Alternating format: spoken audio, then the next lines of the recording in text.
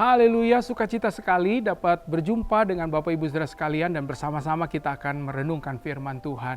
Mari kita berdoa. Tuhan, kami sungguh percaya kepadamu. Kami juga sangat mempercayai setiap perkataan firman Tuhan. Karena itu Tuhan berkatilah kami dengan kebenaran firman-Mu saat ini. Di dalam nama Tuhan Yesus Kristus kami berdoa. Amin. Bapak Ibu Saudara yang dikasihi oleh Tuhan, mari kita melihat Amsal 23 ayat 18. Demikian firman Tuhan. Karena masa depan sungguh ada dan harapanmu tidak akan hilang. Ini merupakan kebenaran firman Tuhan yang luar biasa, yang dapat meneguhkan kita. Dikatakan bahwa masa depan itu sungguh ada dan harapan kita itu tidak pernah akan hilang.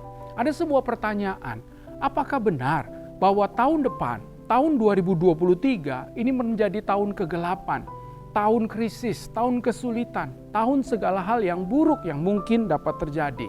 Nah, Bapak Ibu Saudara yang dikasihi oleh Tuhan, benar saat ini kita sedang ada di penghujung tahun 2022 dan kita sedang mempersiapkan diri untuk masuk ke dalam tahun yang baru, tahun 2023, dan sudah cukup banyak orang-orang atau pihak-pihak yang sudah mulai memprediksi, memberikan dugaan bahwa tahun depan akan menjadi tahun yang buruk, tahun yang gelap, tahun yang tidak pasti. Tetapi Bapak Ibu Saudara yang dikasihi oleh Tuhan, ketika kita mendengarkan hal itu, ketika kita mendengarkan dugaan, prediksi atau ramalan, apakah itu benar-benar menjadi sesuatu yang dapat kita percaya dan kita pegang? Sebagian orang ada yang tidak peduli dan berkata, lihat aja nanti, ngapain juga kita pikirin sekarang. Tetapi ada sebagian orang yang sudah mulai khawatir dan sudah mulai takut. Dan ini bisa menghampiri siapapun, setiap pribadi, anak-anak Tuhan maupun orang dunia sekalipun. Oleh sebab itu ketika kita bertanya kepada Alkitab, apa sebetulnya yang menjadi jawabannya? Yang pertama, bahwa musim atau masa atau periode kesukaran itu adalah sesuatu yang tidak terelakkan, tidak terhindari.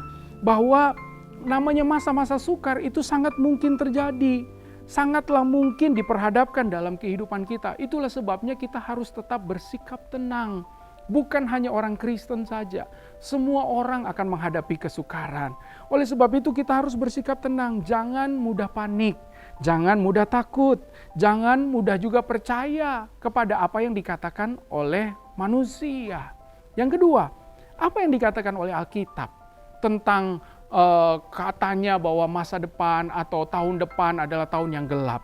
Yang kedua, masa depan adalah bagian Tuhan, Bapak Ibu Saudara yang dikasihi oleh Tuhan.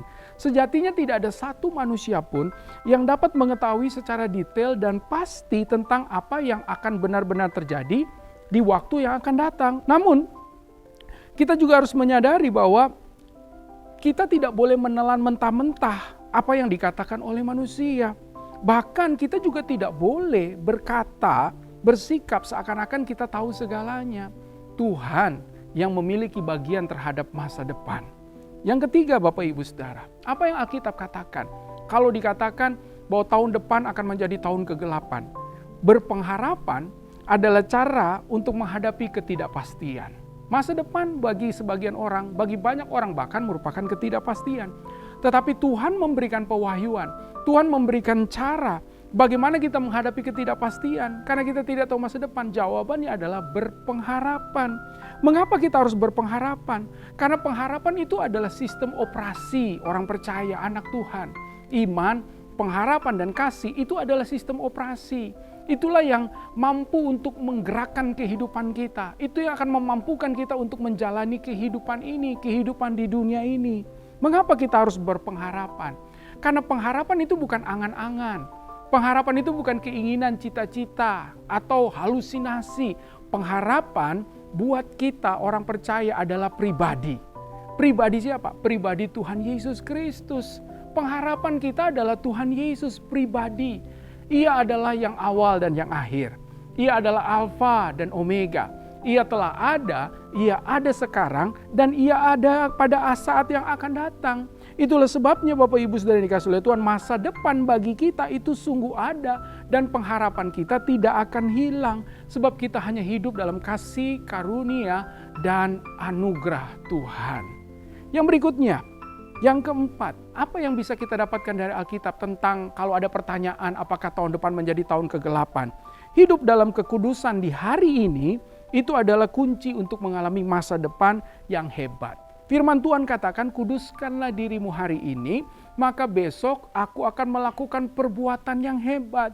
Mengajarkan kepada kita bahwa hidup kita itu adalah hidup hari lepas hari.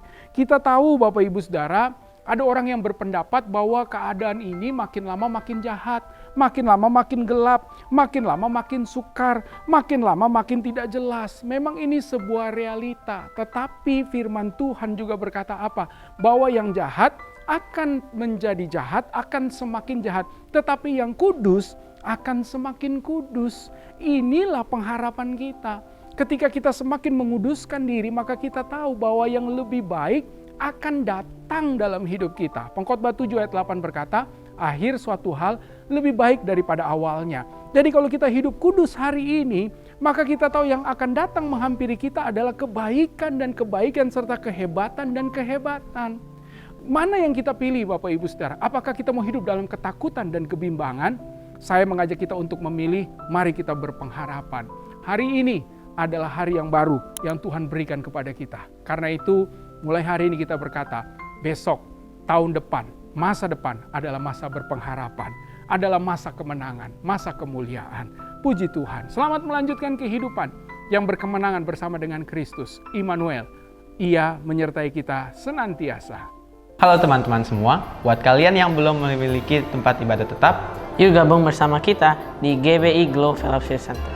Lokasinya ada di Glow Tamres, Glow Gading Marina, Glow BSD, Glow Dynaplus, Glow Depok, Glow Majestic, dan Glow Cibubur. Kita tunggu kehadiran kalian. Tuhan Yesus memberkati. Amin. Amin.